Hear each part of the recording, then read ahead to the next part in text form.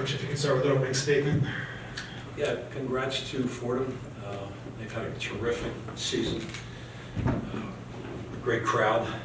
They brought a terrific crowd to the game tonight. I thought it was going to, as much as it was not going to be for us, I thought it was going to help us, just the energy and enthusiasm. I think it did. I think we really fed off of it. I'd like to think that all year long, we had some tough times in certain segments of the year, but we always found a way to fight back, and I thought we tried that tonight.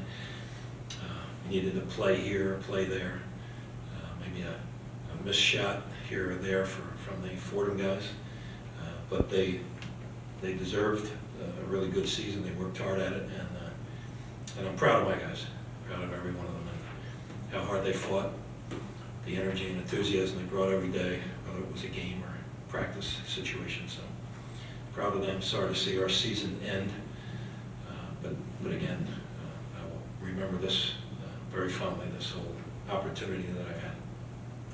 Questions for Khalil and Jhamir? We'll start on the left. Khalil, you're a Brooklyn guy. I mean, the crowd tonight was on fire in this arena. What are you playing in this atmosphere mean for you? I mean, this is basketball. It's what you live to do. Type of stage when the lights get brighter, you know, that's when you got to show up the most.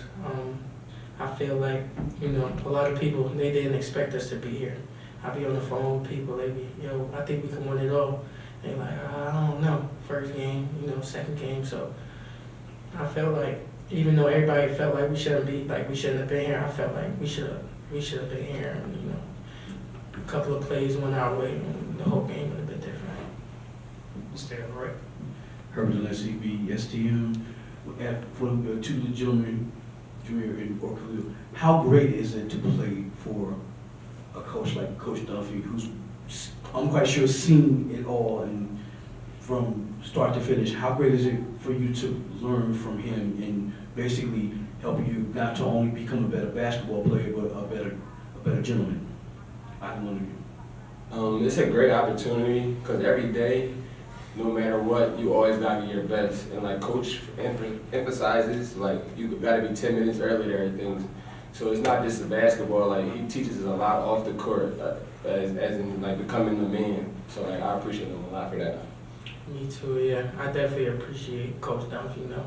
At his young age of 29, he came back to, you know, play with us. I mean, to support us, you know, in practice we do push-ups. He's there doing push-ups with us. So he's there like every step of the way with us. So, you know, going out there, I run through a brick wall for this guy.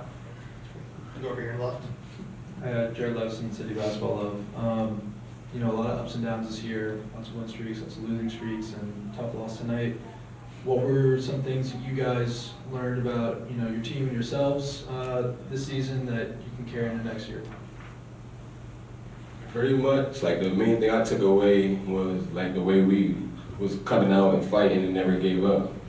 So that's something I take with me in the next season. I felt like, you know, we had a lot of new guys, a lot of new personalities on the team. So being able to mesh and then, you know, everybody, we fighting to the end. Like I said before, nobody expected us to be here. So the resiliency for us to, you know, get through a lot of adversity, coming off a losing streak, and then to come in the tournament and make some noise. We was the 11th seed playing the 3 seed in the quarterfinals. We haven't been here since 2014. So, you know, as a first season head coach for Coach Dunphy, and, you know, for me personally, you know, I'm actually getting to play and taking on a bigger role this year. I felt like it was a great experience, and we will want to come back and, you know, actually make a longer run. Lachlan March, Philadelphia Inquirer. You guys had some struggles from 3 in the first half. You didn't make any of your 3-point attempts. What adjustments did you make at halftime to turn that around, bring that up to like 40%? We just started in the locker room. Like when we came back into the locker room, I looked at my guys and I was just telling them, just like we work at this every day, so just like shoot it with confidence.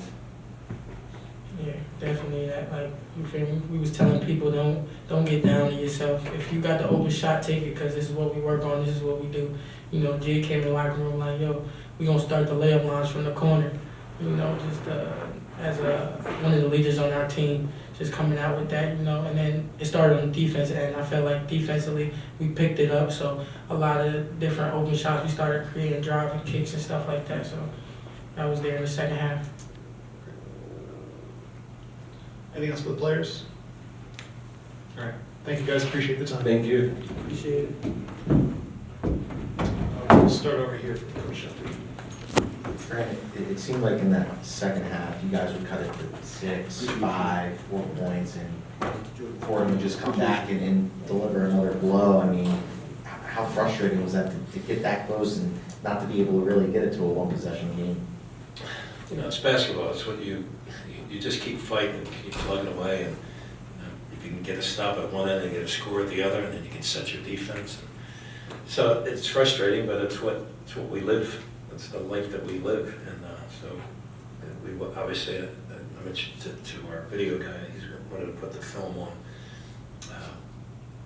on my computer, and I said, in all my years of coaching, I've never watched the last game that we played. Just it's over, it's done with. There's nothing I can do about it now. Will one of my guys look at it and go over some of the plays with the players? Yeah, they will, and I'll go over a play or two, but I won't watch it in its entirety. But it's what college basketball is all about. You know, you get these runs, and you have runs in games, you have runs in seasons, and I'm just so grateful to have the opportunity to coach kids like this, and work with them every day. As I said to someone said to me, "Are you enjoying it?" I said, "Well, the only way I can measure it is the speed of which the season went along was warp speed." I couldn't. We were playing Villanova. I mentioned it the other night on November 7th, and now we just finished our last game, and it had to be like 3 weeks season. That's what it was. So I loved every second of it. Loved getting with these guys. Loved fussing at them and hugging them and being with them. And so, was I frustrated? Some of the runs, yeah, but it's the way the game goes. Gee. Fran, you've coached against Fordham for many years. You've been to Rose Hill so many times. To see this kind of atmosphere and this turnout from Fordham's fans, what can you say about the job that Keith has done with this program and turning it around the way he has? Yeah, I mentioned that somebody interviewed me. Was it you? You called me up to interview me about Keith? No. Okay. Well, it was about, somebody called me, and I can't remember exactly who the guy was, New York reporter. I just said, it's phenomenal, it's terrific. He's done a great job. He put together the team, and he coached them really well, and they did what they needed to do in the non-conference. They did what they needed to do in the conference, and they got, the fan base got juiced. It was great to watch the highlights and watching some of the films that we had. I saw a lot of the games on TV and saw how excited it was. So I give Keith a lot of credit. He's a really good guy. He's a really good coach, and he's an up-and-comer in this profession. And I think he did a fabulous job at Fordham University this year. I would be remiss if I didn't say that Kyle helped as well. I mean, what they started making strides, and I wasn't in it. I was doing some games on the TV and radio type stuff, but they started to go in a different direction last year with Kyle, and now Keith just picked it up, and it's nice to see. I think I'm a Philadelphian. We love Philadelphia college basketball. We think it's the best. We're totally biased. We think it's the best.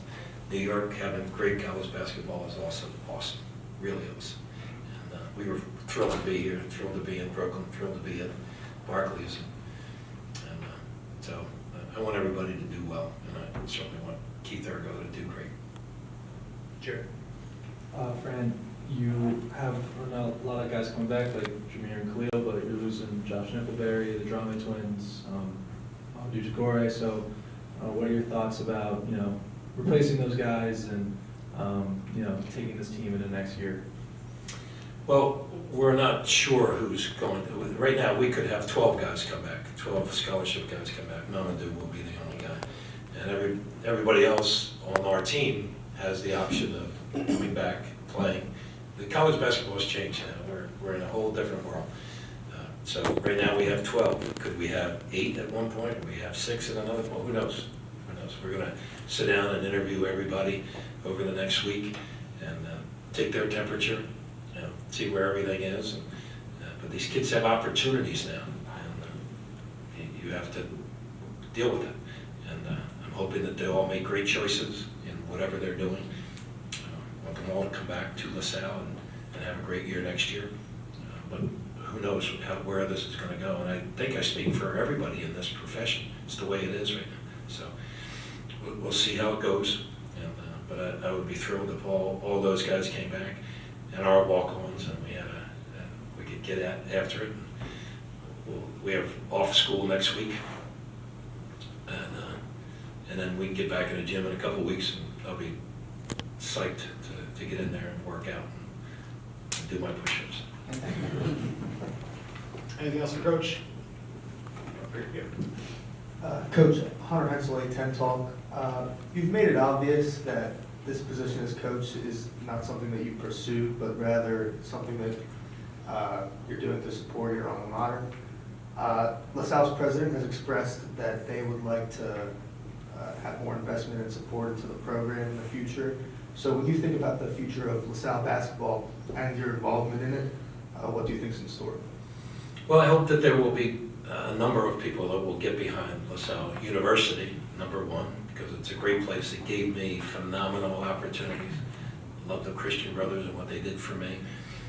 And I'd like others to jump in there and say, you know what, let's support LaSalle in any way that we can. So higher education is an interesting thing these days. So everybody's studying it. What's the best way for us to thrive, move on and thrive.